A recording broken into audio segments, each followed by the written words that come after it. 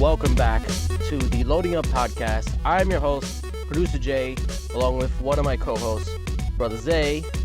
Yo, yo, yo. And what is up, my friend, Brother? Tay is not with us, but he's with us in spirit. So before we get started, we want to remind you that you can like and subscribe to support us, and you can rate us if you're listening on a podcasting app, and that will also help us. And if you want to help us even more, you can support our sponsors, which is W Energy, NordVPN, and Starforge Systems. For W Energy in particular, they're running a very limited time promotion, I guess you could call it. If you use our code LUP at checkout, normally what you would save is 10% off your first order, but up until the end of September, right? That's correct. Yes, you will save 20%, which is very good. So get it while it lasts. And remember, it's LUP at checkout and W Energy. Thank you to our sponsors. But before, let's continue to our regularly scheduled programming. What's up, Brother Zay? What have you been playing? Oh, man. So, for people who didn't know, I was on vacation since the last podcast released. How was it? It was good. Had a lot of downtime, a lot of time relaxing in the pool, chilling. It was really good. We had a blast. You know, it was Nice. my son's first vacation. You know. Oh, wow. Okay. Because me and my wife, we did vacations before, but Also, it was just you guys? it was just me, my wife, and my son. We Nice. went over to Great Wolf Lodge. We had a blast. We stayed there for like four nights, 5 days. It was really good. Nice. Yeah, it was really fun. So that I did come back to play some Star Wars, as you can see from the video. Yes. If you're watching on YouTube, I got Ubisoft Plus, so that way I can play Star Wars Outlaws early. And I'll tell you this, I don't think it's worth $70, but I'm still enjoying it. I'm still having a lot of fun. Or $100 if you want all the content. yeah, or 130 for the Ultimate Edition, whatever it is. Yeah. I think me getting the Ubisoft Plus for a month and trying to play through it and beat it would probably be best for me. But I really am enjoying the game though. It is different. You know, when you think Star Wars, you think, lightsabers, the Force, and you think the Skywalker story, but this is not that at all. This is completely different. You're just some human who's a thief trying to survive in the underbelly in the Outer Rim. It's really, they really scale it down. Like they tell you you're gonna hurt yourself, because you can't just go blasting everything. It's very different type of game. It's not your typical Star Wars game, but it's something that I like and I enjoyed. And playing it through it, I'm like 9 hours in, and I'm really, really liking it. I'm enjoying the story and the way it's going. So I can't wait to progress more and play more of that. Yeah. Okay, that's good. Yeah, I've heard a lot of mixed things about this game, and honestly, I'm the last person to say that I need more games, but I was debating on if I should get it or not. But I think I'm gonna hold off for a little bit because I'll let you continue saying what you've been playing. But it was one of the games that I was kind of like iffy on, and the reviews didn't really kind of sell me on it. Some people liked it, some people didn't. What I'm getting is that if you're a Star Wars fan, you probably would enjoy it. Yeah, exactly. If you're a big Star Wars fan and you know the difference between the type of game you're getting into, this is not something you're gonna have force powers. It's not Jedi Survivor or anything. Yeah, it's not that. Survivor. It's not Unleashed. You're just a human out there trying to survive.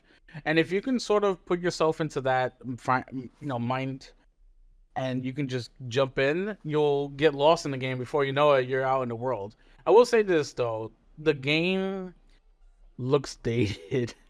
It does, yeah. Yeah, the character models look really like from 2010. Like they look not great. But the world itself, it looks really nice. Like the world itself, the world building, the cinematics of it look really good.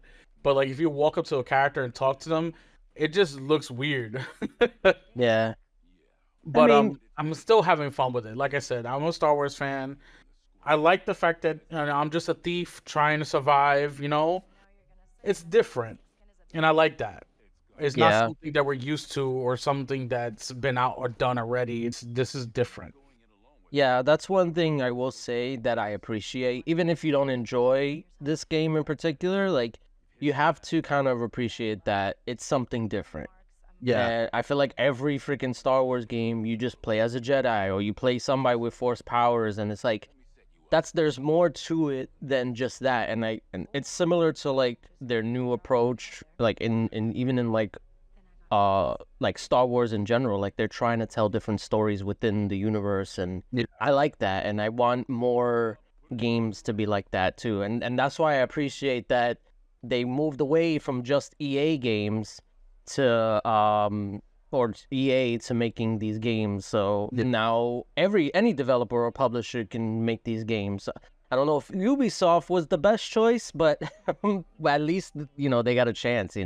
I mean, listen, for 17.99, I'm able to play a brand new game. Yeah, that's also the You the know, thing too. I was literally able to play, like, get the subscription on my computer, play it, and record for the podcast. I saved it. Then I went to my Xbox, so my accounts are linked. I went to my Xbox, downloaded it over there, and just uploaded my save right Yeah, from where I left off, which was great. So there, if you're on the fence and you're a Star Wars fan, I would say go that route. yeah, Then 17.99 for 1 month. Play the game. If you don't like it, you just wasted 17.99, not $130. yeah. It's You like you know rented the game or something like that. So exactly. yeah, So that's one way you could try it. I mean, it's I'm having fun with it, and that's all I could say. no, I Besides, mean that's good. besides Star Wars Outlaws, I've been playing, Call of Duty. Um, that was my normal, and I always play phone games. Like I've been playing Pokemon Go more and Clash of Hmm, Clans. So interesting. yeah, I'm getting back into Pokemon Go.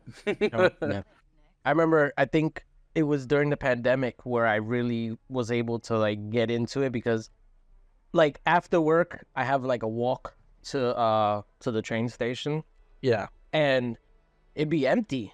And I would be like, yo, like I got nothing to do. Like I'm just going home. So when I would be playing Pokemon Go, I would check maybe there's something nearby that I could get. And there was a lot of times. So can't do that no more because now it's too crowded. But yeah, so I've been playing.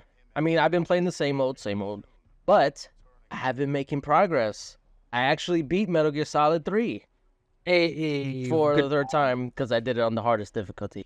Which I will say, I feel like, what was it, last week or the week Yeah. before? I mentioned, I was like, I was going to take a break because I was probably going to be at this for like another few months because of how long it took the last one. This one was so much easier. Like, it was so much more forgiving in terms of like the parameters to get the best ranking.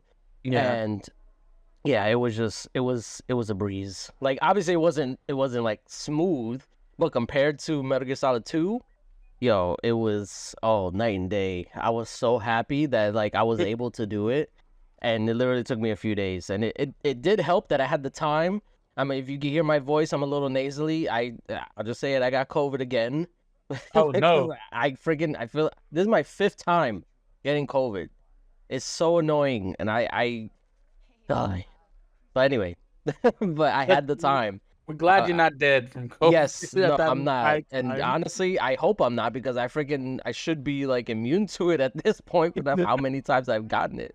But but yeah, so I had the time, my job still does the 5-day quarantine stuff, so I'm gonna take advantage. But yeah, so I had the time to be able to play, and I just did it. I powered through and I did it. So now I'm going through Elden Ring again because I needed to finish that, and I'm debating on what I should do after I finish Elden Ring. So I what's that? No, no, no. I need to tackle my backlog, okay? Um, so I have two choices. And now these games I've been meaning to go back and finish for a long time, but it's just, I can't for whatever reason. I just don't do it. But I'm determined. So my choices are Starfield or Cyberpunk. Oh, wow, that's tough. I like both games, but if I want to say for you, it's Cyberpunk. Go Cyber. Really? Yeah, yeah, yeah. I love Starfield. Don't get me wrong. And that the DLC is coming at the end of See, this September. yeah, see, that's one of the reasons why I was leaning towards Starfield, because I have more content to look forward to. Granted, I also have new content in the what is it? What do they call it? Liberty Liberty City? something? Oh, Phantom Phantom Liberty? Liberty. Yeah. Phantom Liberty. So, but I don't buy that though, so I don't have to buy it. So it's like I don't know. Like I'm still debating. I'll probably be debating for another week or so because I still have a ways to go in Elden Ring. I just got to uh Rilana, I think. It's like well, she was a hard boss. Was it the Um, magical sword lady? yes, yeah. Oh, you're still early, bro. I know. That's why like I still got a ways to go. She was like the first boss I fought. Oh, for real? Yeah. Oh, damn. Well, I mean, I kind of went off the beaten path. Like I Yeah. fought one of the dragons. I also went to like Oh that no, the dragon dragons mountain. first? Jesus Yeah. Christ. Yeah. No, it was so crazy when I went to I forgot where it's called, but there's an area where you go and there's two dragons fighting each other. Yeah.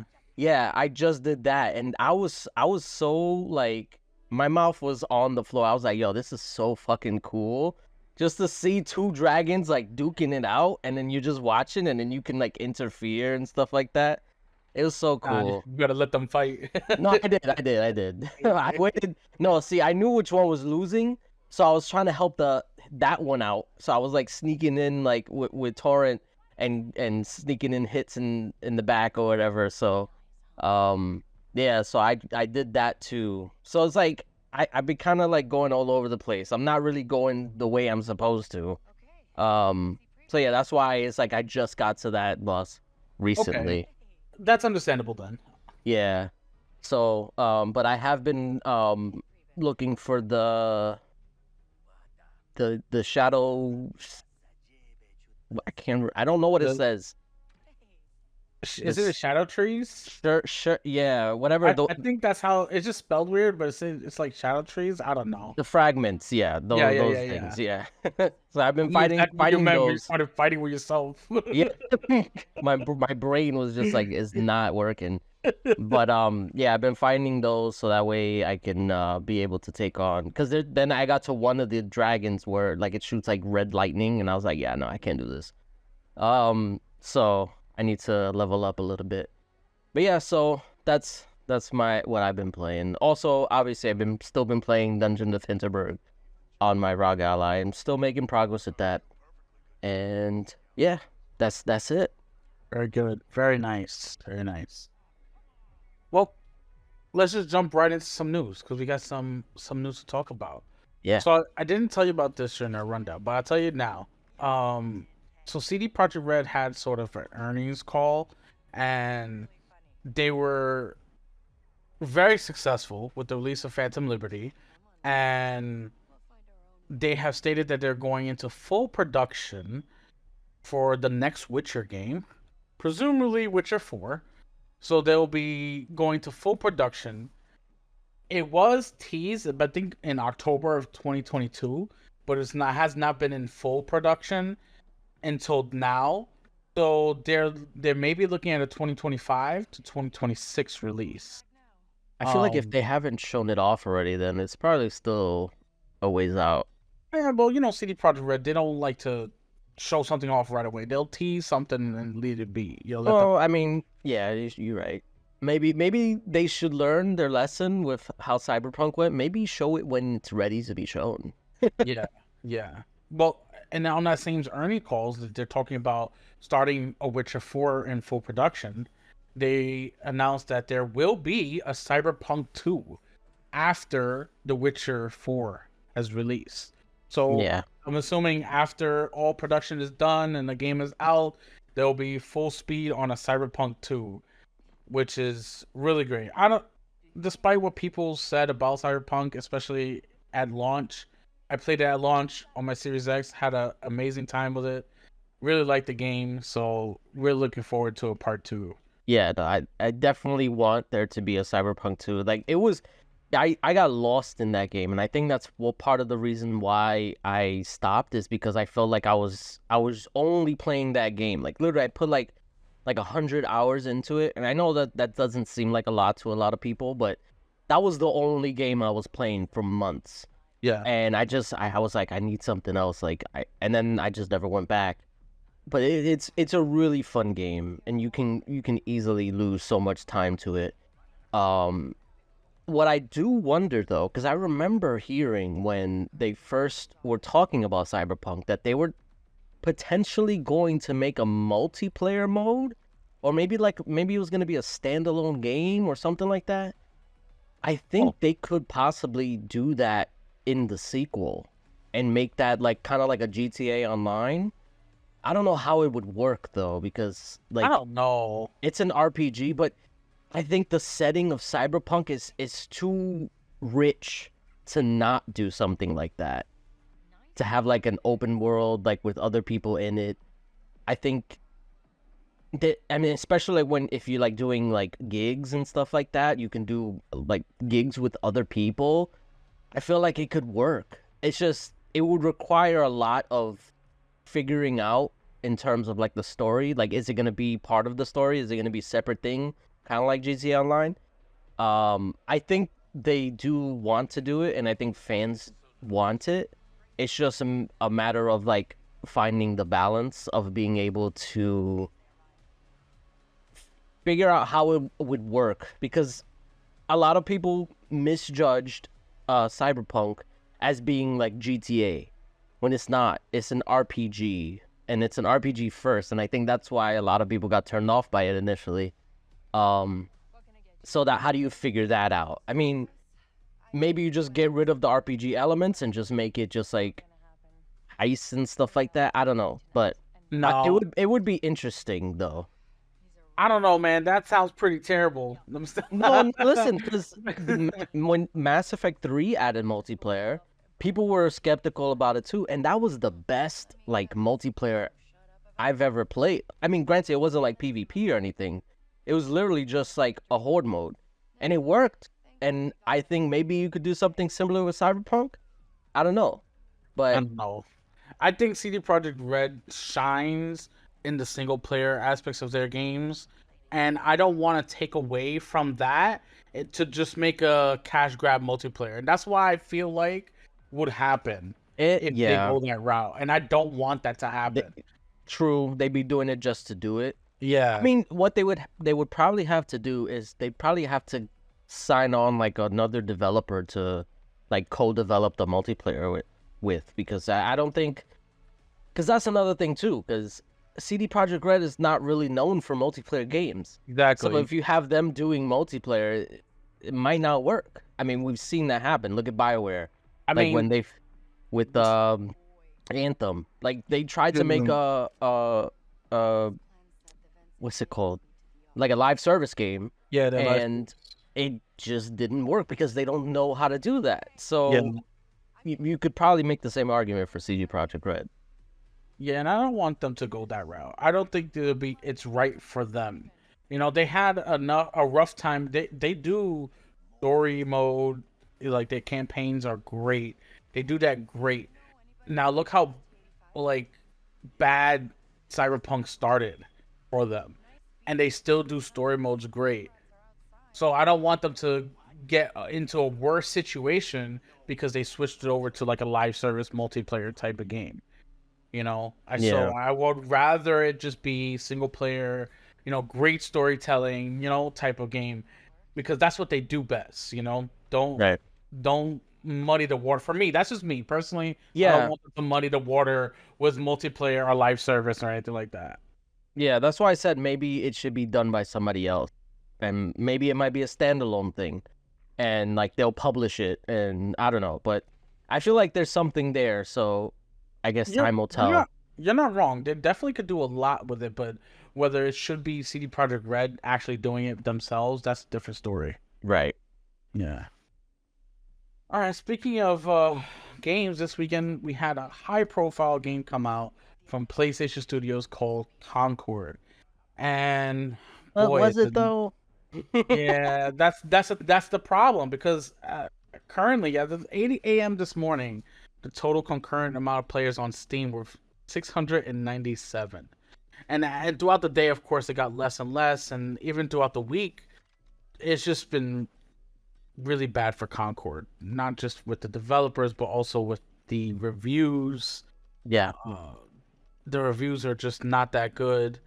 It's a hero shooter that came out probably 4 years too late in this genre. Overwatch 2, all these other hero shooters that are out there now, that are sort of thriving and or maybe not as much as they used to. I feel like the genre is dying. I don't think it's dying. I just think it's already saturated to the point where like people they're already playing the games they want to play. They're either playing Overwatch, they're playing Apex. Apex is technically a hero shooter. It's also a battle royale type game, but it's a hero shooter. There's also Marvel Rivals, which is coming out, which like people are excited for, mostly for the Marvel part. But there's just a lot, and there's a lot that I'm not even naming. Like I remember I looked at the list and I was like, yo, this is a lot, and I haven't even heard of like half of them. It's crazy. And I think Concord, they probably had just bad luck and bad timing. Because from what I've heard, the gameplay it's okay. Like it's nothing spectacular, but it's serviceable, especially for that audience, because I mean PlayStation doesn't really do multiplayer games. Like yeah, they play the Call of Duties and stuff like that, but the actual like PlayStation gamers, like the ones who are actually buying these games, they don't really care about multiplayer games. That's why games like Killzone and like Resistance. Well, was Resistance multiplayer? I don't think so. But yeah, they've tried it before. Mag, you remember Mag?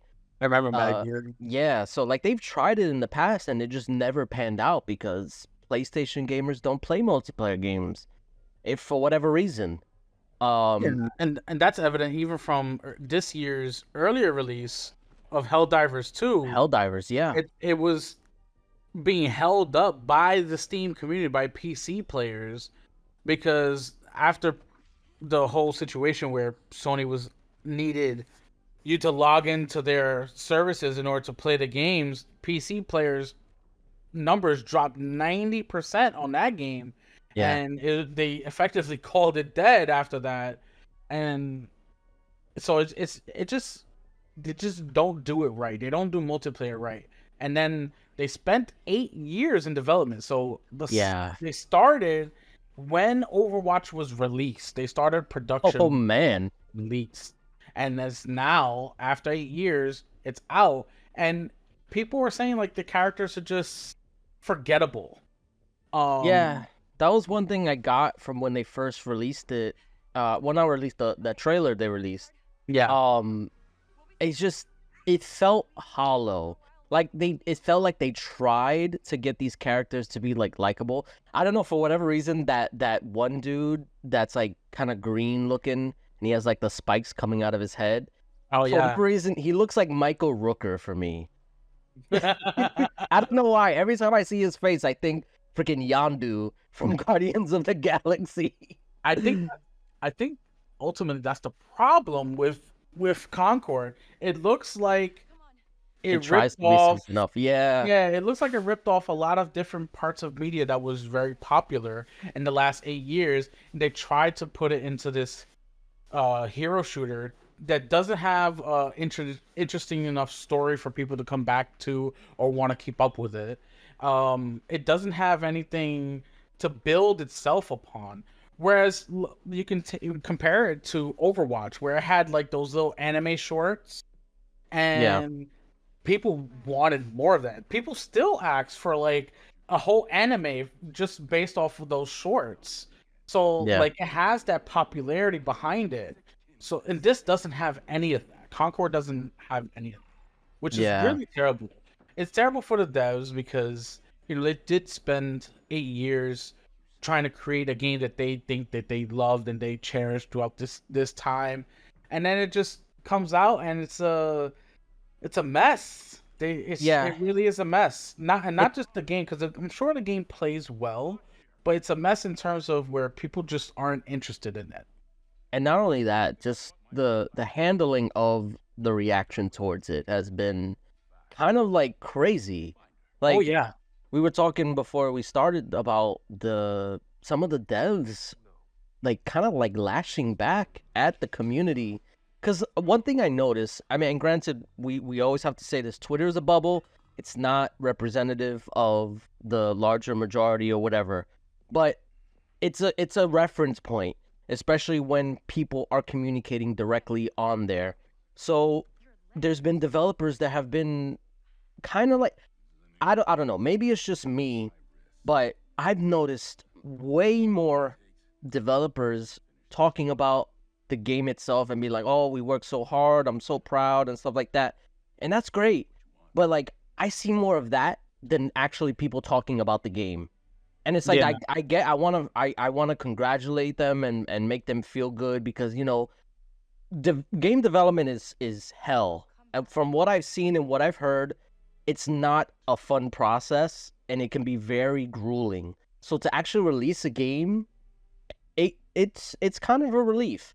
And I can understand them wanting to kind of express themselves and be proud of their work.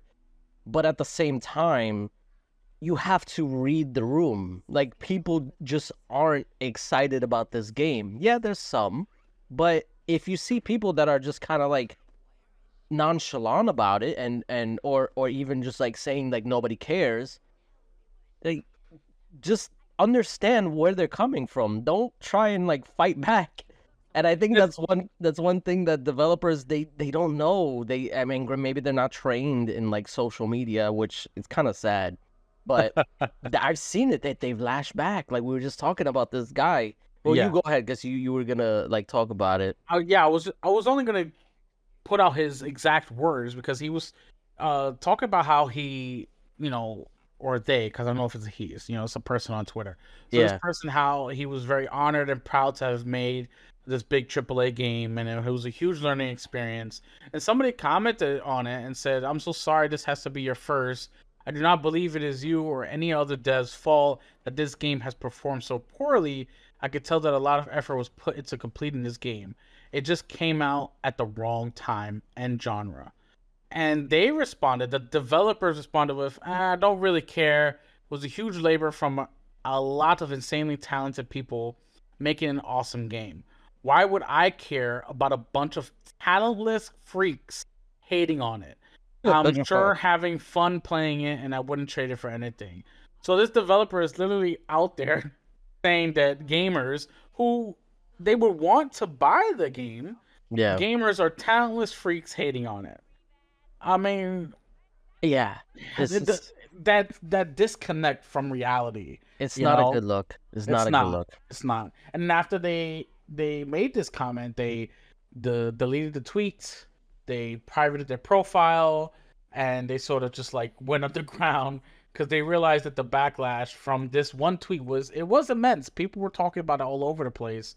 Again, in the bubble of Twitter, but still they were talking about it. It even picked up on news sites like IGN, Kotaku. And that's the important part Yeah, because it's one thing for when things happen on Twitter, whatever. Like Twitter is Twitter. It's a bubble, like we say. But when it starts getting picked up by like news outlets and other media that can kind of like broadcast it to the wider audience that don't really know what goes on Twitter, that's where the problems start.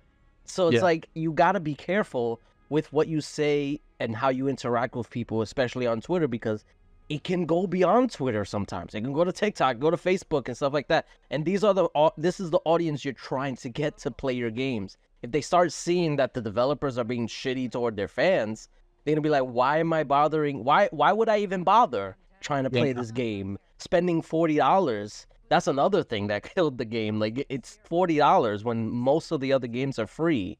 Yeah. I mean, we could go on and on.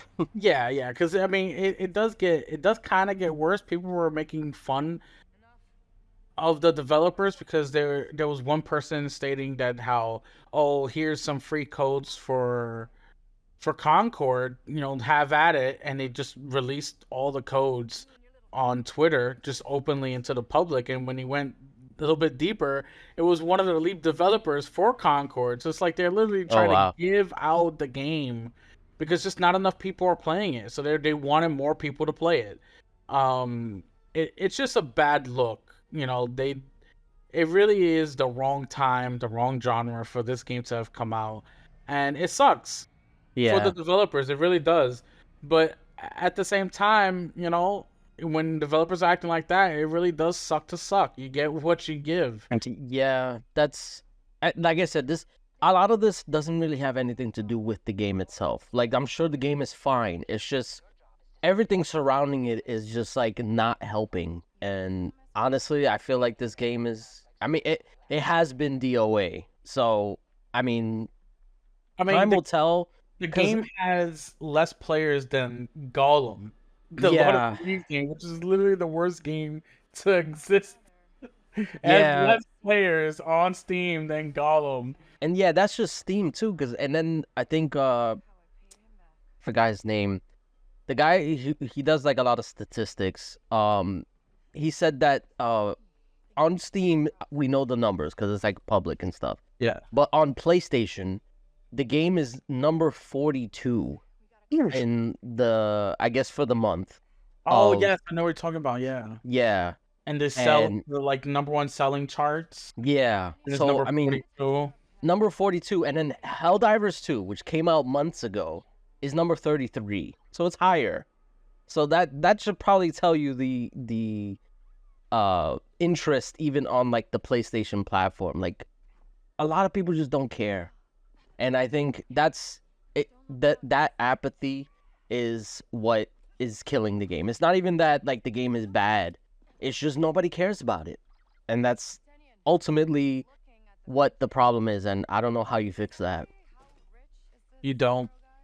You That's don't, you just move on. You just move on. Yeah. Dang, that Well, sucks. there's definitely one game that was popular or still is popular right now. We're talking about Black Myth Wukong. It came Oh, out like a week ago, yeah. and I think they did 10 million in sales around the world, and that's Yeah. both PC and PlayStation. Um, and they had almost 3 million concurrent players. They beat out some of the most played games of all time, which were free. This game is Yeah. not free. It's $70. So this game, Black Myth Wukong, is only on PC and PS5. There, It's funny, like a lot of people they, they were questioning like how is this game so popular? It's like, I mean, Yeah. do you realize where it's coming from? Like the country of origin? Like China is a big country. There's a lot of people playing there. yeah, Obviously, they're gonna want to support their first AAA game. I mean, they have almost 1.2 billion people in China alone. Yeah, it And sounds it's the first crazy. AAA big release Yeah, from China. it sounds crazy, but gaming is still an emerging market in China, or China Yeah. is an emerging market in gaming. Yeah. Yeah. So Yeah. I mean, the game as you saw, I brought it and played it last week, for the podcast. It was very interesting. It has Souls-like elements, but it's not really Souls-like. mhm. So I could see how it being popular even here in the States, because it is popular here in the States. is just missing one thing, and that hasn't released on Xbox yet. Which was And initially going to. yes, it was, and people wondered why. So I think it was a couple days ago where they had said that it was because of a technical issue, how badly optimized the game was, and Xbox didn't allow it to pass its sort of like certificate to be released. Mhm. But that was debunked today. Um, According to Paul Tassi at Forbes, Black Myth Wukong is now on Xbox because of an exclusive deal that they struck with Sony, Mm. which and that's just for the consoles. Well, well, So well. Sony paid an undisclosed amount because they don't have the official number. They paid them so it could be exclusive to the PS5 and PC only. Um, and it just sort of like, what do you do at this point? What do you do as a company? What does a company? What does Phil Spencer say to that? What is his response to that? And some people online are talking about like, oh, this is terrible. It looks terrible simply because Indiana Jones is gonna go to PS5. Yeah. That's already been stated out there. So PlayStation is getting more games while Sony is literally money hatting all these companies to not release games on Xbox. And it's like, what do you do here? What is the answer to get games to go everywhere? PC, PlayStation, Xbox. Why is it that when Sony does this, it's nobody bats an eye? But if Xbox were to keep, let's say, Indiana Jones exclusive, it was going to be a big issue. Is it going to be success only on Xbox? That's what they were saying. You Yeah. know, what's the the end game here for Xbox to get these games on their platform? So a lot of it, I mean, there's theories. We obviously don't know. We're Mm-hmm. not in the meetings at Microsoft and stuff like that. So we don't know exactly what is the reason they're going so heavily on the PlayStation expansion. I mean, on the surface, it's money. I mean, that's the most obvious answer. Um, but as you said, like when stuff like this continues to happen, and even during the ABK trial with the FTC, I think it was Phil Spencer that he said that they take um their 30% of the games that they release on PlayStation, like with Minecraft and stuff like that, and they use that to do deals like this Yep. that hurt Xbox. Yeah. So that was the reasoning why that this acquisition should go through, because PlayStation plays dirty, and we need something to kind of like balance things out. Yeah. Now, granted, you could argue like, well, they got ABK, so things are balanced, so Sony can continue to keep doing this stuff, while Xbox will still release games on PlayStation and make that money, through microtransactions and stuff like that. But on the surface level, from an outsider's perspective, it kind of looks like it. Well, it's a bad look because Xbox is giving willingly their games to PlayStation, while PlayStation is continuing to keep games away from Xbox. Yep. So it's like I don't know if they're just trying to like goat Sony into being like, hey, we're giving you these games, maybe you could give us some games. Um, I don't know what the goal is. If that was the goal, it ain't working. It's not working, and maybe this is like a long-term thing. Maybe over time things will change.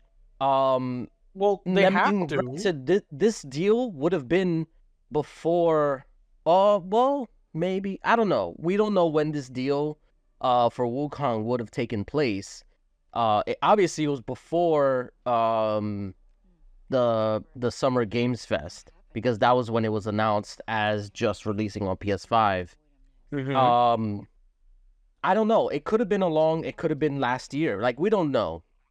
So this honestly could have been a Jim Ryan move, the last minute Jim Ryan move before he got the boot. But I don't know. So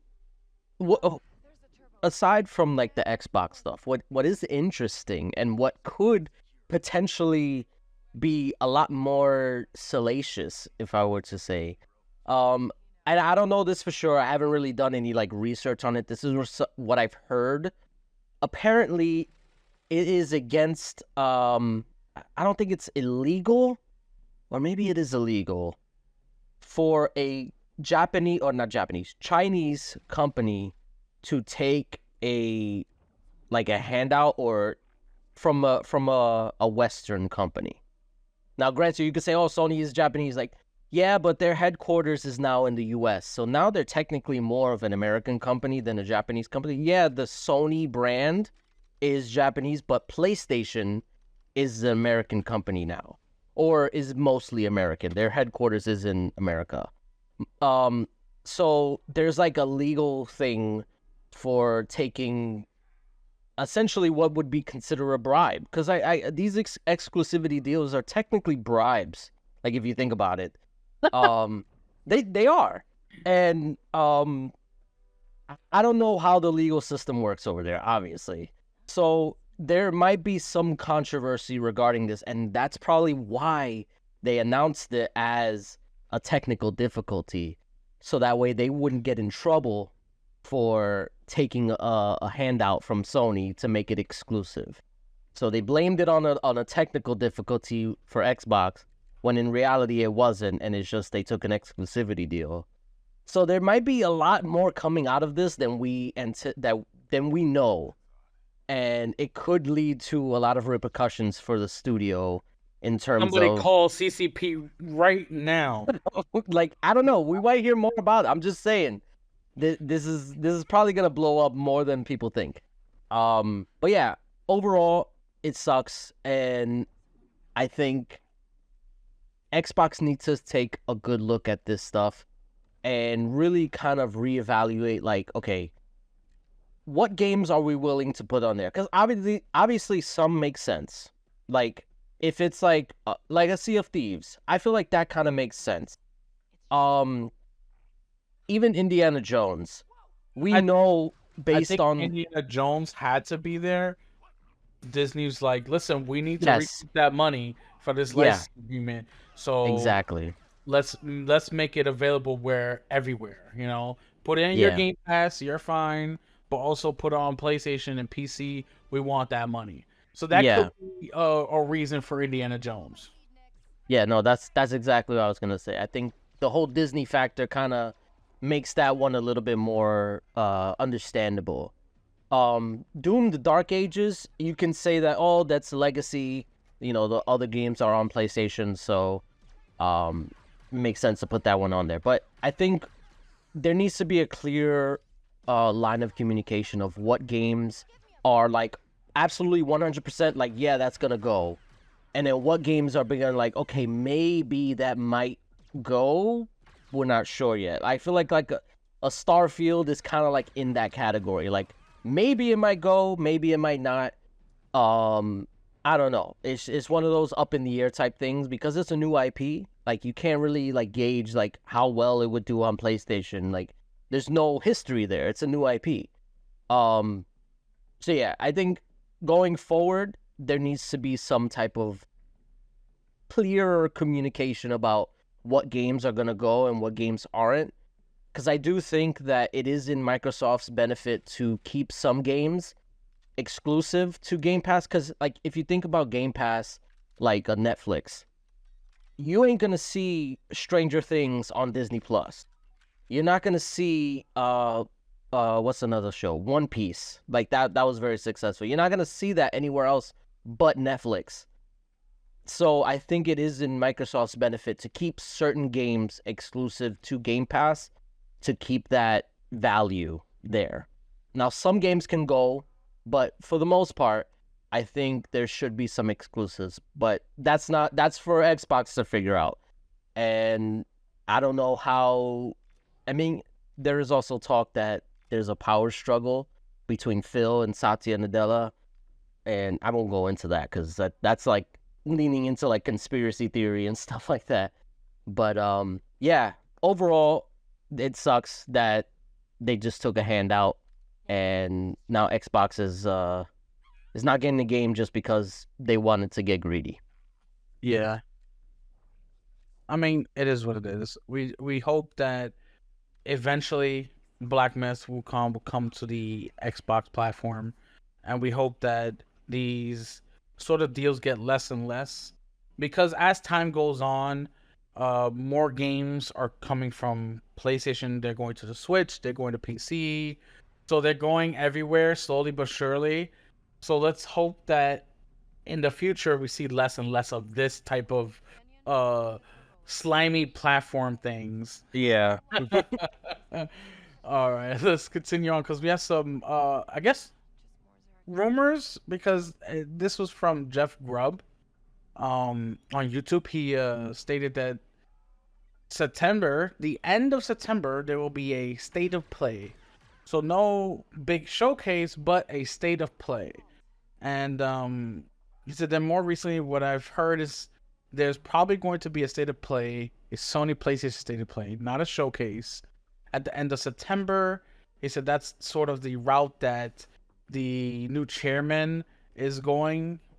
Simply because they've already stated that they're not going to have a major first party exclusive dropping until at least 2025.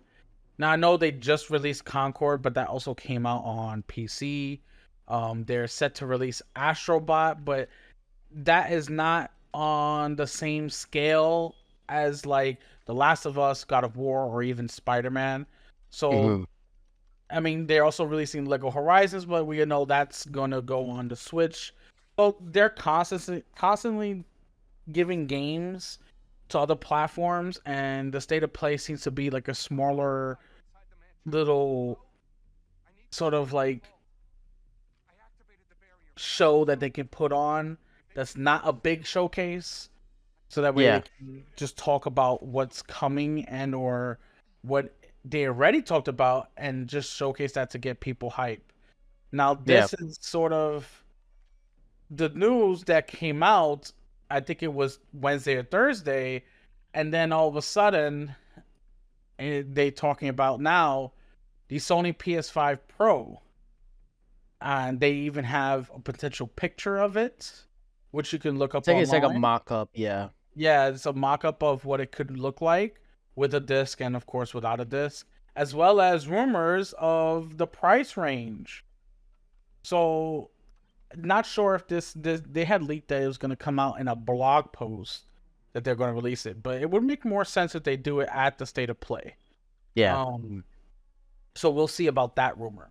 But the rumor is that the PS5 Pro is going to be with a disc, $699, Oof. and without the disc, $599.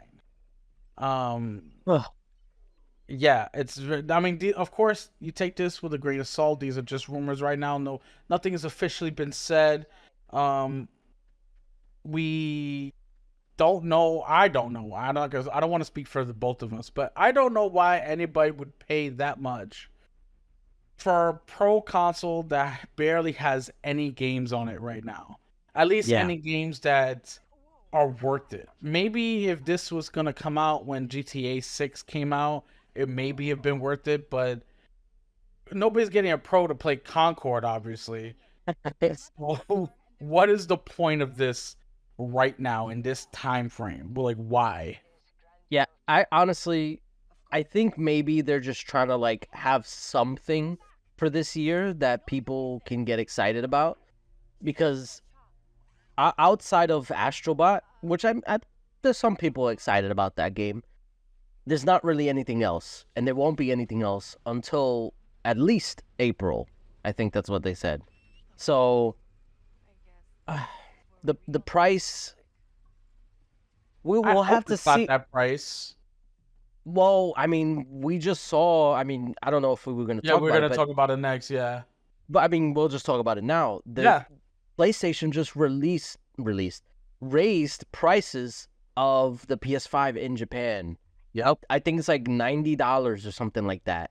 yes, it That's is. insane. Yeah, Insane.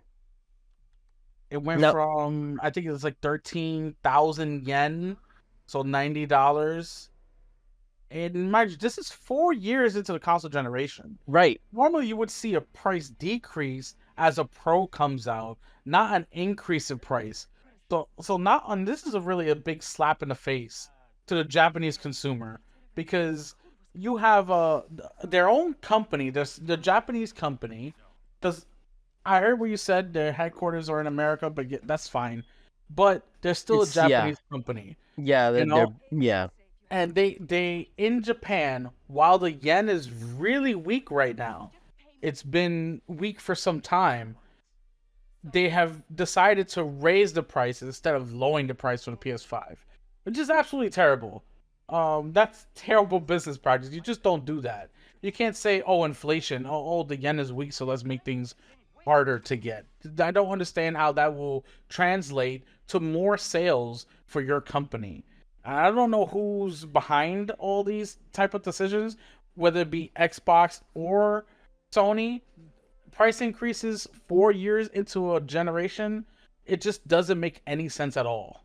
And they Yeah. really need to sit back and be like, listen, we're making the wrong choices. We know that's not going to happen, but they really are making the wrong choices here.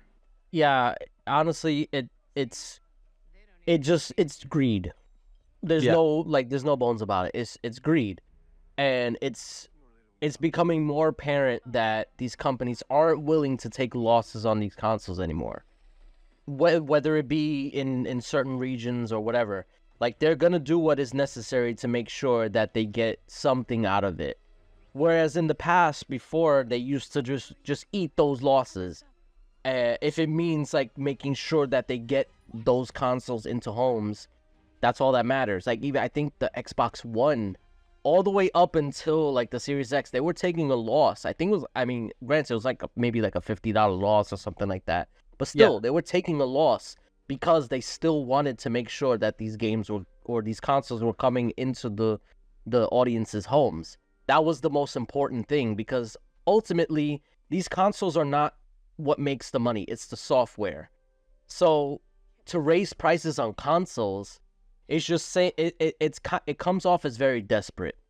And but yeah, so all that to say, like the fact that they're increasing the prices of PlayStation 5 now, right as they're about to now announce a PlayStation 5 PlayStation 5 Pro, is just like, it's mind-boggling. And you would think that they try to make it more enticing.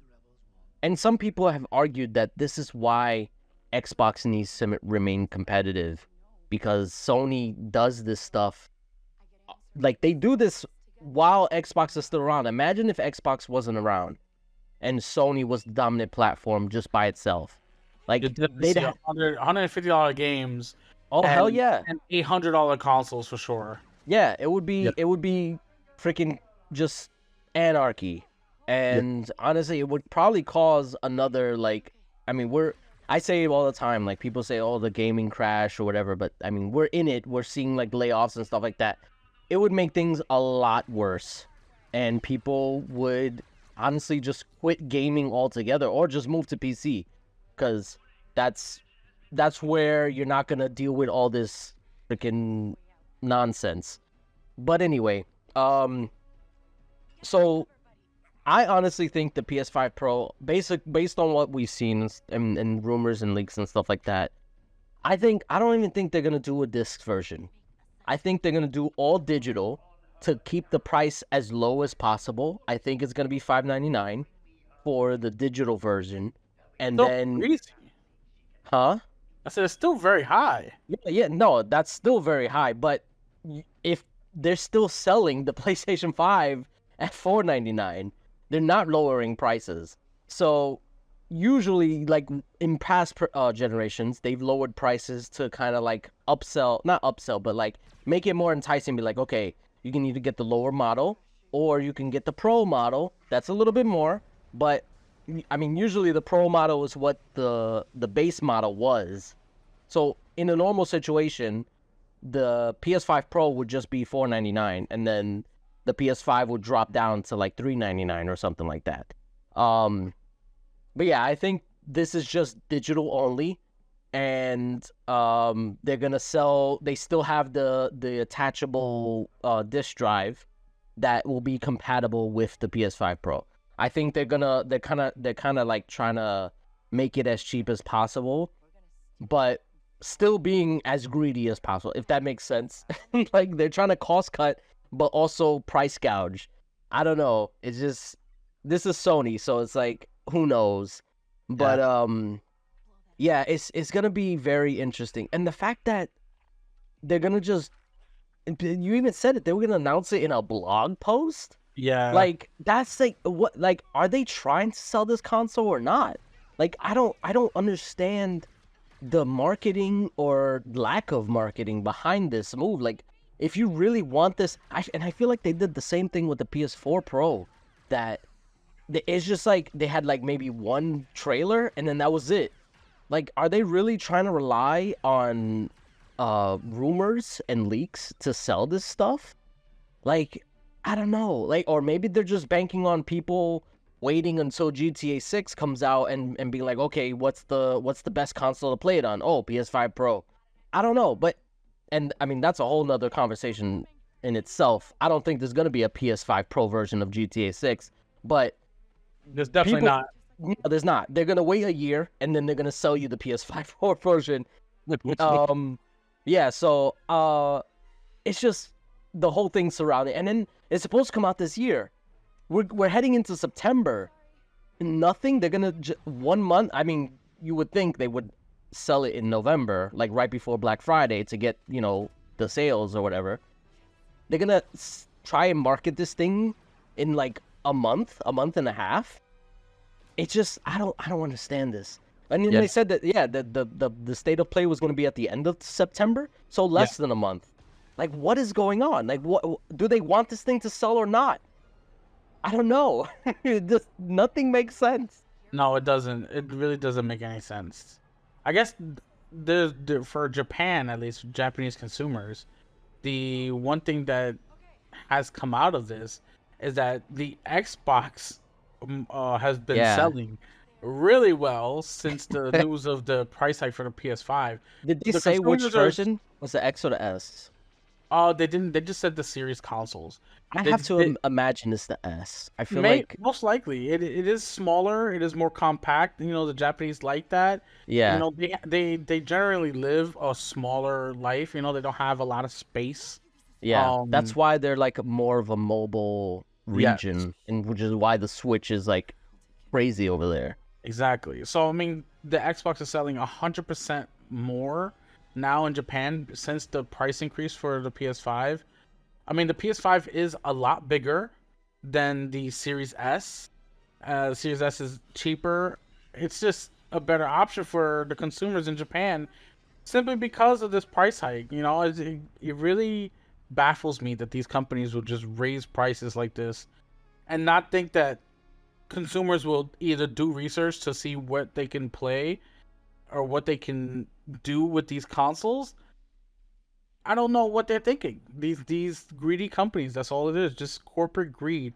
I think since 2018, 2019, corporate greed has gotten, not just with gaming community, just everywhere, has gotten absolutely out of control. Oh yeah. Absolutely out of control. And something's gonna happen where it's gonna turn around and it's gonna get really bad. This is gonna get bad before it gets good, and these greedy companies need to realize that the consumers, without us, they wouldn't have the money that they do have. So they have to really be careful with the choices that they make from here on out. I think what they're trying to do is push as far as they can to see what they can get away with. Apparently it's not working. Well, and that's the thing. They're trying it out to see what they can do. And sometimes there's a lot of people who just like, they'll just eat it up. They don't care. They'll just spend money, give their money away. You're definitely going to have a few of those for sure. Yeah. So I think they're trying to see how much of those people actually exist. And I mean, there's also people who are just, they're too ignorant to really understand anything about all this stuff. Then you also got the extremely wealthy who just don't care about money. Like, it's just nothing to them, that they'll just spend money willy-nilly and stuff like that. So it's like these companies are trying to see how much money they can get out of people before they start seeing negative I was gonna say negative benefits. What's the opposite of benefits? Easy, you put me on the spot here. I don't know. Yeah, I don't know. I can't think about it. Then You put me right on the spot. I'm like, I don't know now. whatever the opposite of benefits are, the negatives, they're trying to see what they can get away with. And I mean, yeah, like you said, it's not just gaming, it's film industry, entertainment, all this stuff. They're trying to see what they can get away with. Yeah.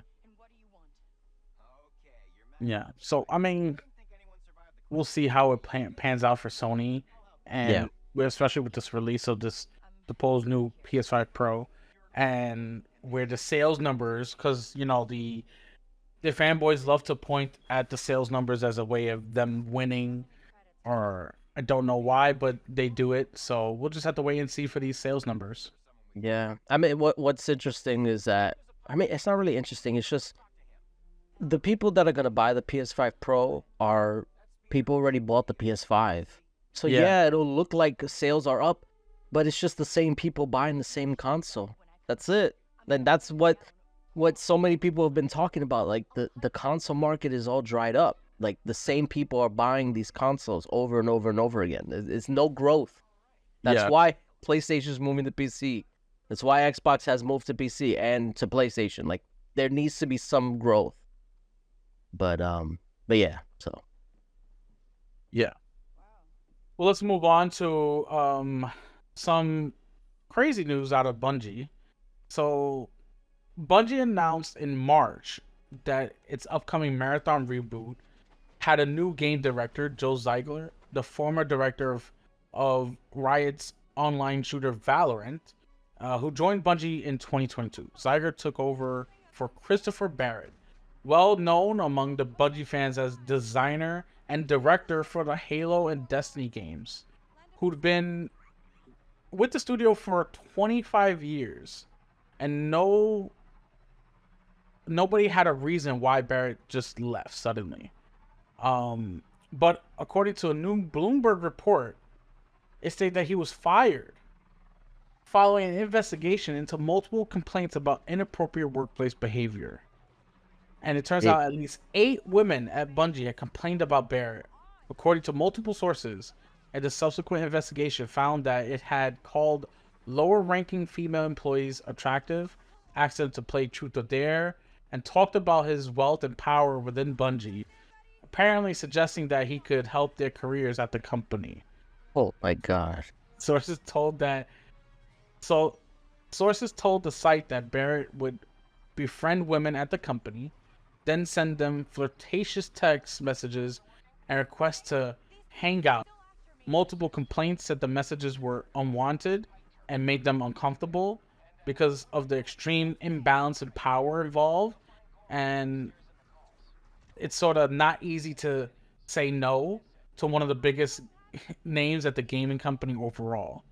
It said Barrett denied any intentional wrongdoing in the statement provided to Bloomberg. The quote reads, "I feel that I have conducted myself with integrity, have been respected and supportive of my colleagues, many of whom I consider my closest friends. I never understood my communications to be unwanted, and I would have never thought they could possibly have made anyone feel comfortable. If anyone ever felt that way about their interactions with me, I am truly sorry." Yeah, those are his exact words. This is kind of crazy. I don't understand why anybody, especially a man at work, will be flirting with women at work. This is it's not the 60s and 70s, people. You know, things are recorded. Things can be, you know, obviously text messages can be screenshotted, and just don't do that at work. You do not sexually harass your coworkers. I mean, don't do that in general, but especially not at work. Yes, exactly. Don't do it in general. But I mean, like, Well, I mean, what is there to say? Like, it's constant. This thing is constant, and it's becoming such an issue. But just in general, that these people of high positions in a company are taking advantage of it and manipulating the female uh employees into doing things they're uncomfortable with. I just uh, I'm getting tired of constantly seeing this stuff, and it's it takes less than like I don't know. I'm trying to figure out what I want to say, but it's like it's It's becoming tough. It's tough because you don't go to work to be harassed, especially not right. actually by someone who is supposed to be a boss or higher up. That's not something that's normal. And That's not normal at all. that's what I don't understand. Like, why are you using your power and position to solicit? Like, I mean, granted, I don't. I'm assuming nothing happened like physically, right? Well, It was just like well, he was inappropriate fired. behavior. He was fired. There was allegations of sexual assault, but obviously they're still doing investigations, so they're still taking complaints from women who work Right, there.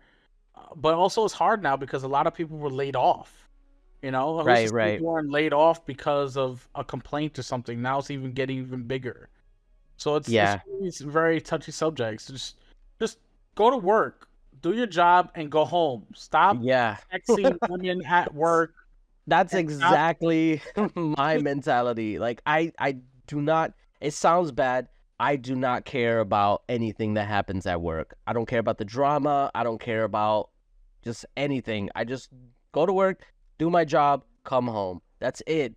And I don't understand why like some people treat their jobs as like a freaking feeding ground of their fantasies. It's like, no, stop. Yeah. Just don't do it. Like it can end badly. And maybe that's like the thrill of it. Like, oh, like I'm not supposed to be doing this, so maybe I should be doing it. Like people get off on that shit. Yeah. Just don't do it. Like stop. Just don't do it. But I mean, you say he was there for 25 years. I mean, I would have to Exactly. imagine that he's like older. So like maybe he's just of a different generation. He doesn't have that mentality of like I probably shouldn't be doing this because it could come back and bite me in the ass. He doesn't have that. He's just like, oh, like this is nothing's gonna happen. Like, I don't know. It's just, and I mean, he doesn't even have to be that old. He could have started the company in 1920. So he's not even that yeah, old, you know what I'm saying? Like, you should know better. I don't want to give people that, oh, you're of a different no, generation. no. No. Like, I'm not giving him a pass. I'm just Yeah, saying, yeah, like, yeah. Okay, okay. he's being stupid and like, anyway, regardless, like, overall, this goes back to like the whole Bungie thing. Like, this studio has seen so much shit over the past few years that it's honestly like I said it on the tweet that like they should just rebrand. At this point, Bungie is not the Bungie that we used to know. The same Bungie that made Halo 2, Halo 1, Halo 3, all those games, it's not there anymore. These people that are in charge are just they're just corpos that are abusing people and taking advantage of them. It's not the same company and it would be best to kind of like rebrand and change the name so that way that negativity is like I mean obviously for the people in the know like us like we'll know, but for a lot of people they'll look at it as kind of like a brand new start. Bungie is a tainted name, both like not personally but like professionally and like um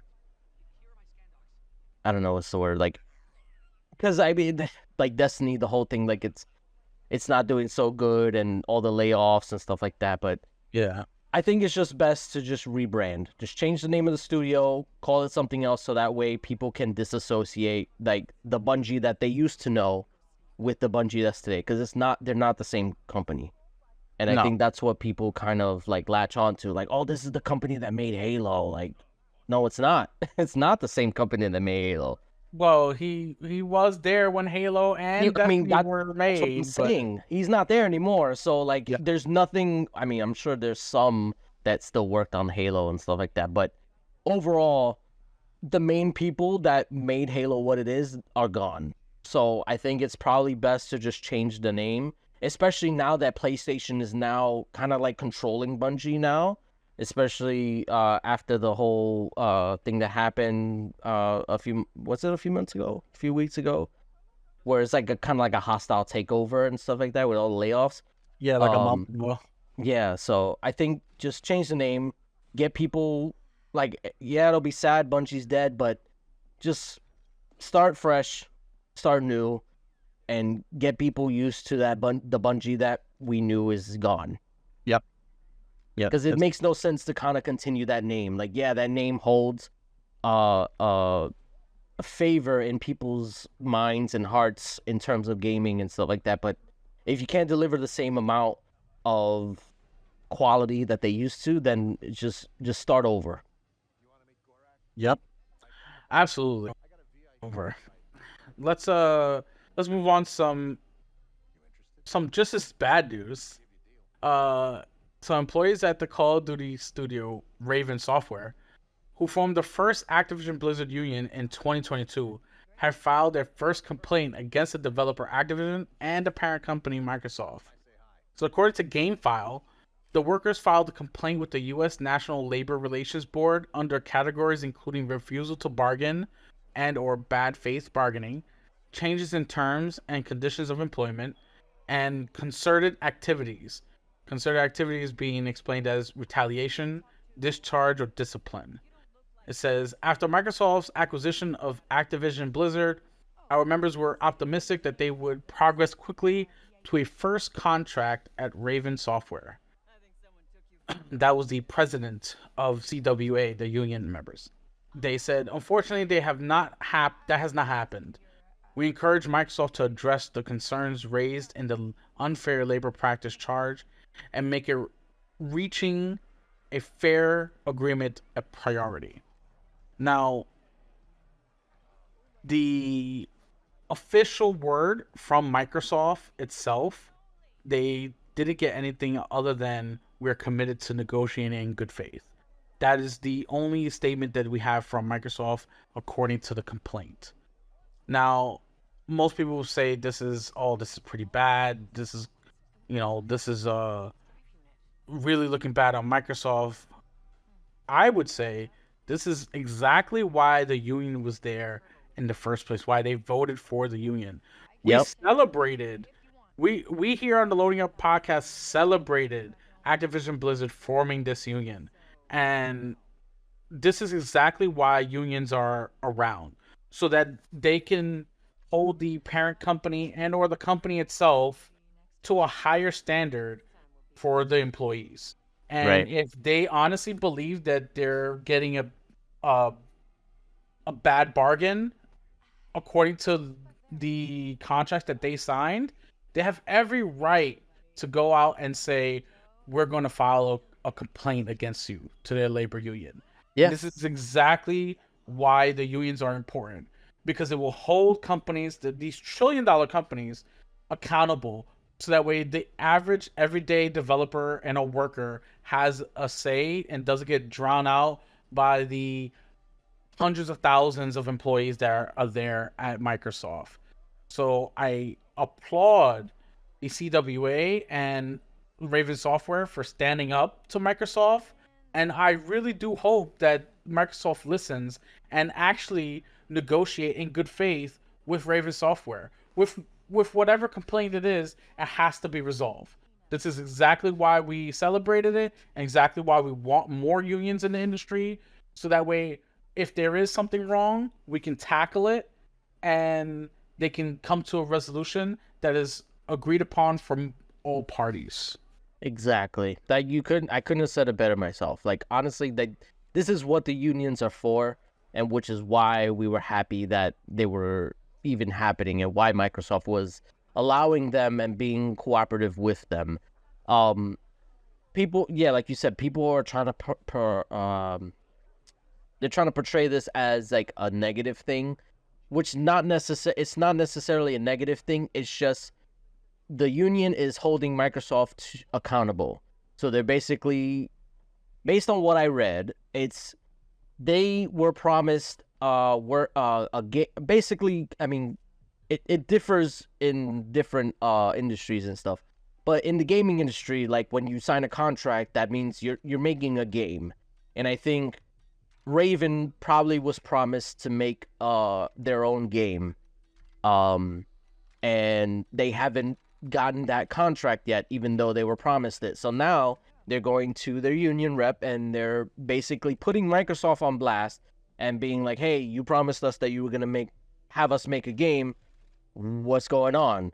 So I think this is what the union is for, and it's purposely made to hold these companies accountable and make sure that the developers are getting what they were promised. And like you said, hopefully Microsoft is willing to, like they say, bargain and in good faith and stuff like that. So ultimately this is good. This is good news. It may sound like bad news, but this is good news. It shows that the unions are willing to do what they're supposed to do and aren't gonna just let things slide. I think a big part of this has to do with that Raven Software has been sort of a support group, a support software studio, support studio for the Call of Duty machine, the cash cow that is Call of Duty. And Raven Software has been behind the scenes throughout every Call of Duty, I think, since Black Ops 2. I'm not exactly sure. Brother Matt it's will been a while. Yeah, Brother Matt will probably correct me on that, but they've been a support studio for a very, very long time, and they want to make their own game, and this complaint is just gonna help them get there. But this is exactly why the union was made, so that way they could complain. Because imagine if they didn't have a union, these complaints that they will bring up to the supervisors or sort of heads of the studios, or even Matt Booty will probably go. It probably wouldn't even get that high. Nobody would probably even know about the complaint if it wasn't for the union coming into their defense. So this is all good news. And if Microsoft is going to negotiate in good faith, this will only push them further to be negotiating in good faith. And there's really nothing more. I hope Raven Software gets to make that game, and I hope they continue pushing out all these complaints if they have to. Yes, I mean, this should essentially be kind of like the what's the word, template maybe for like other union developers, because I know there's some in Bethesda, and this should basically is kind of like setting the tone for how Microsoft is gonna help, or they're gonna handle these unions, because I don't think there's ever been unions within Microsoft before. I mean, I could be wrong, but I don't think they've had to deal with like unions directly. And I think that was one of the reasons why they were so like open. They weren't open to it. They were just like accepting of like the unions within. They weren't union busting. They were just like, hey, do what you want. Right. So they were just it sounds bad to say, but they were tolerating them. But I mean, that's better than just actively busting them, like you said. So now it's just gonna come down to Microsoft. So if they really want to, I mean, we've heard it before that they're still in acquisition mode. They're trying to see what's the next acquisition. If that is true, then they need to handle this with care, and they need to make sure that they're not gonna piss off any union reps or union because what this I guess union organizations. Yeah, the CWA. The CWA. They're the ones who are the union organizers. Yeah, so they were in favor of Microsoft acquiring ABK because they were okay with unions and stuff like that, and that's why so many developers were forming these unions during the whole process, because they were taking advantage of that. So if Microsoft is smart, they're gonna make sure that things are gonna go smoothly and make sure Raven is able to make the games that they want to make rather than just being a support studio for Call of Duty indefinitely. But yeah, so time will tell how this will happen. But for anybody thinking that this is negative news, this is not negative news. It can be potentially negative news later on, depending on how Microsoft responds or how things play out. But right now, it's working as intended. These unions are making sure Microsoft sticks to their word, and that's ultimately what we want. Yeah, exactly. And let's, you know what? Let's end with some good news, okay? Because Yes, please. been a lot of negative, bad news, a lot of negative news. Let's end some good news. So, Square Enix is set to double down on Xbox releases. The Final Fantasy XIV producer says so. He was the producer of Final Fantasy 16 and the director at Final Fantasy 14, which is the online game. Yoshida is the last name. I don't want to butcher his first name, so I will leave it at Yoshida. Yoshida has stated that to Eurogamer that Final Fantasy XIV's recent release on Xbox was met with a really strong response, and it's just a starting point for Square Enix games to launch on the platform. He said with Final Fantasy XIV's release on the Xbox, Phil Spencer spent a lot of his time and a lot of effort to put in a lot of hard work into making it a reality.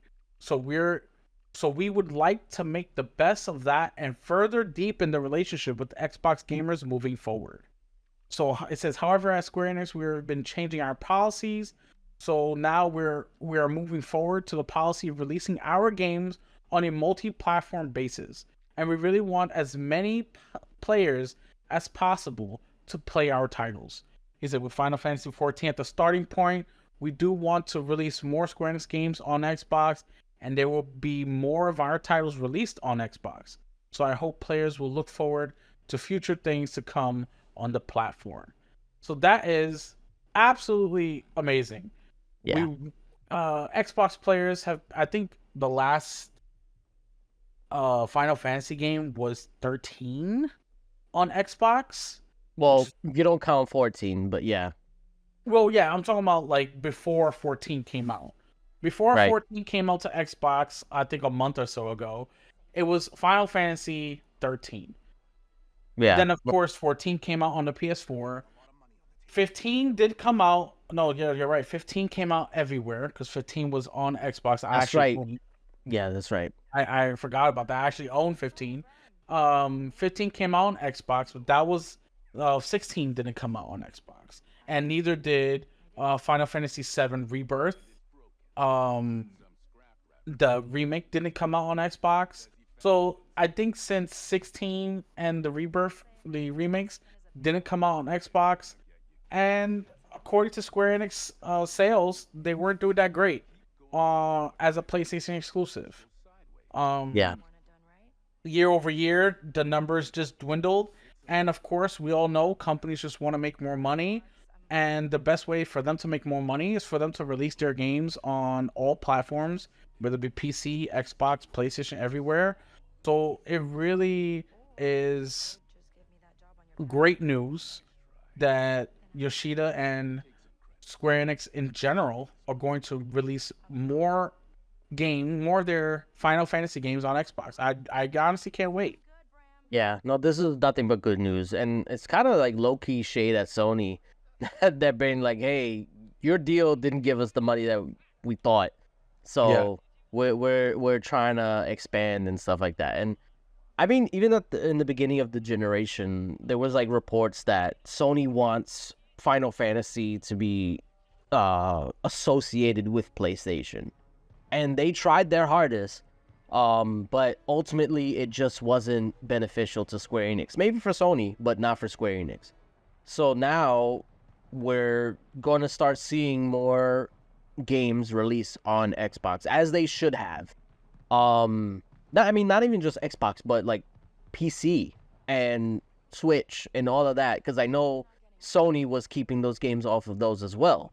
Yeah. So I think ultimately this is the best news for just gamers in general, because third party exclusive deals, they don't work, or they work for a very short term, but ultimately long term they're not beneficial to anybody. It's Yep. just Sony flexing their muscles and flexing their wallets, and being able to pad their lineup because they don't have anything else. So, Ouch.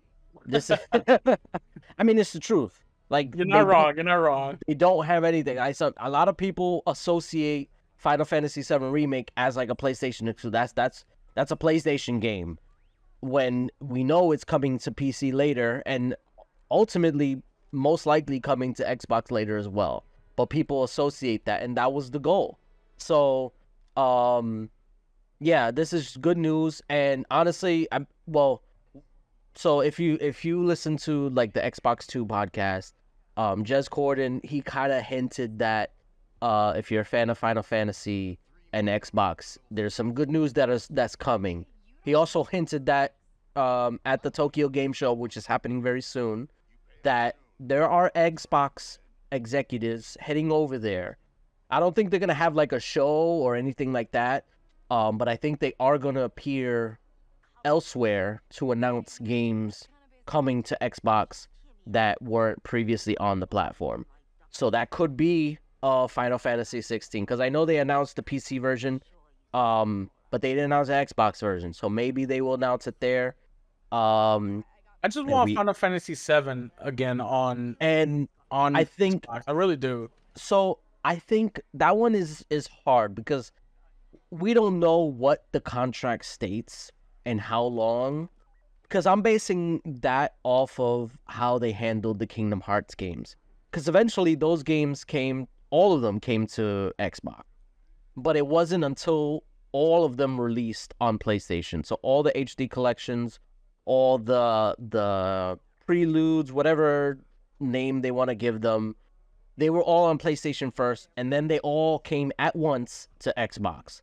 So I think ultimately that might be the same case as Final Fantasy. We might have to wait until the third part of the remake to get all of them on Xbox. Or maybe they'll release it all at the same time in addition to the third part on Xbox. Like, it really just depends on what the contract states. We don't know. So, Honestly, Microsoft just needs to be like, how much was that? Here you go. Let's go. Get it on Xbox. I mean, they Come got the on now. money to do They that. got the Yeah. money to do it. They can do it. You know for sure Sony didn't put up like more money than that's like some astronomical number that Xbox or Microsoft can't just come out and be like, here you go, and here's a little bit more. Hurry up and get it on Xbox. You know what I'm Yeah. saying? You I know mean, for sure they can do that. I know they won't. That's just me talking. It's just me projecting, I you think know? ultimately, if you're looking for a Final Fantasy VII remake on Xbox, it's gonna come. Like, it's not a matter of if, it's a matter of when. So, yeah, but it's good that Square Enix is being upfront about it, because that you have to basically, or as Square, like I said before, they're throwing shade at Sony. Like, they're being honest about the situation. Like, they Yeah. made a bad call. That's why they changed the CEO. There's a new CEO now, and he's just being honest about the situation. So now they're not gonna do any more exclusive deals. Everything's gonna come out everywhere, like at the same time. It's not gonna be exclusive, timed, whatever, and that's ultimately better for gamers. So I applaud them for being as open and honest about it than other companies would, because I feel like a lot of times developer or publishers, they don't want to take a shot at Sony because of, I don't know, they just don't want to do it. Like, maybe they fear that there'll be repercussions or whatever. But who the fuck cares? Like, it's your game. It's your game. Do what you want with it. Like, Yeah. and why does Sony get to say like what you do with your game? Yeah. So this is good, and I look forward to any impending announcements at the Tokyo Game Show. Definitely gonna have to wait for Tokyo Game Show to see and hear more from Xbox and Square Enix. But that is it. That's all we got for today's news. It's a lot. 17. Yeah, we did go over, I think. Yeah, we went way over. Usually we try to keep it as close to an hour, but now we're at an hour and a half. But it's all good. Just remember, you can like and subscribe if you're watching on YouTube, and if you're listening on a podcast app, you can rate us and share our podcast with people you might think would like this. You can also support us by supporting our sponsors, W Energy, NordVPN, and Starforge Systems. Remember, W Energy, up until the end of September, use our code LUP at checkout to save 20% instead of 10%, which is a great deal. That'll do it for us. We will see you guys next week. Peace out. And there's